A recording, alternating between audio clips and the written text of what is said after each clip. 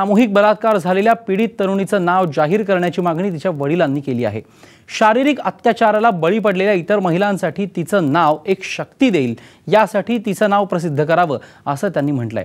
माझ्या मुलीने काहीही चुकीचं कृत्य केलं नाही, ती मृत्यूपर्यंत लढत राहिली, त्यामुळे मला तिच्याबद्दल गर्व आहे। तिचं खरं नाव प्रसिद्ध झाल्यानंतर अशा घटनांना बळी पडलेल्या तरुणी माझ्या मुलीकडून लढण्याची शक्ती घेतील।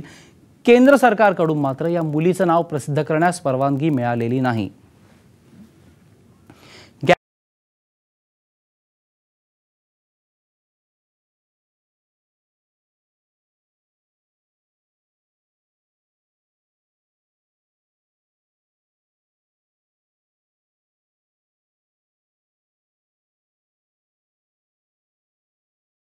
गँगरेप प्रकरणातल्या आरोपींना लवकरात लवकर फाशी द्यावी अशी मागणी करण्यासाठी दोघे जण उपोषणाला बसलेत।